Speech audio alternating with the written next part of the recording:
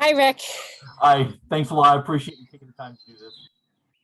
Thank you for taking the time to do this as well. I'm excited. Well, I was living in Chicago in the 80s when this murder took place. Oh, wow. So I was familiar with it going into this, and it's fascinating to me to see how little has changed. And my perception at the time was that basically Oak Park police didn't like to think about having a black man potentially running around Oak Park. That was maybe the scariest thing of it for all. And was that sort of the perception that you had as you were getting into this? I think that the perception that Michelle found in her investigation and that we subsequently also found and reveal in this episode is that, there was this sort of myth in Oak Park that it was sort of this the myth of progressive liberalism, progressivism at a remove is what she said. This idea that, that everyone, that just like, that everything was safe and happy and everyone can coexist um, and and that this was a safe neighborhood, that you could leave your doors unlocked, and this idea that there was somebody coming in and disrupting that, regardless of the color of their skin, I think really, really was something that collectively Oak Park did not want to face. Oak Park police, the community, it was just easier to perpetuate the myth of safety and community and sort of this idyllic suburban life than to actually confront the realities that there was a lot of crime going on. Well, why do you think there's still such a reluctance, 30 something years later? It didn't seem like, based on the special, that they had any particular interest in pursuing it. Yeah, to say the least.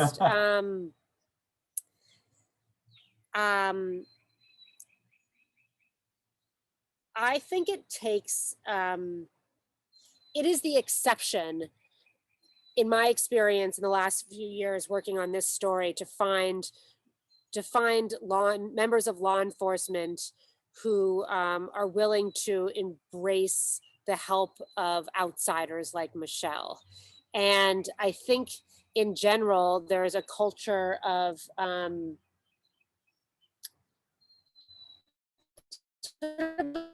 protective, defensive culture that emerges in law enforcement, where they want to protect their own. They want to protect their own, even if their own, worked 30 years ago on a case. And they also, don't want to reveal their shortcomings. They don't want to admit the fact that they they haven't devoted the resources to these cases, and they would rather, not seek help from the outside if it would mean revealing that they can't do it themselves. I also think that, the culture of police, they don't like to look back and maybe identify points in investigations that were mishandled. I think that I think that that's just the culture of some law enforcement, and that certainly was the case in Oak Park, and still is today. Listening to Michelle's audio and knowing that this was her hometown, that this was a case that she had such a strong connection to, this really launched her interest in cases like this. It had to have been hard as you were putting this thing together not to think, oh man, what she would have done with this in another year or another 2 years or another 3 years. I think that's why it was so important for us to do this episode. I know from the research I've done into her work that this was the case that she was going to pick up and pursue after she finished her book. She wrote to people saying, as soon as I'm done with this book, I am going to delve deeper into Kathy Lombardo. These are the things I want to do next. And in many ways, this is our way of carrying the torch for her. And although we hit some roadblocks in terms of working with Oak Park PD, I do hope that bringing awareness to this case and the other cases in this area at that time will shine a light on it and put pressure on the public and on law enforcement to devote resources to solving this case, much in the way that her book and her investigation of the Golden State Killer put pressure on the public and law enforcement to devote resources to that case. Well, one of the things that I enjoyed about this special and the original docuseries is that, you know, you don't shy away from the fact that being, I guess the only word to describe is obsessed with this type of thing, really, it takes a lot out of you emotionally. I won't say it ruins your life, but even Michelle would say, look, this has dominated my life for, you know, most of my adult life, just this desire to try and track down and solve these cases. And boy, I run across a lot of people who get obsessed with a case and they spend their entire lives trying to do it. Yeah. For that reason, I'm quite grateful that I had a production timeline and deadline, and that this needed to be told in a story, and that there was an endpoint, and I had the boundaries and support of a production that had an endpoint. You know, I on a personal level am not an investigator.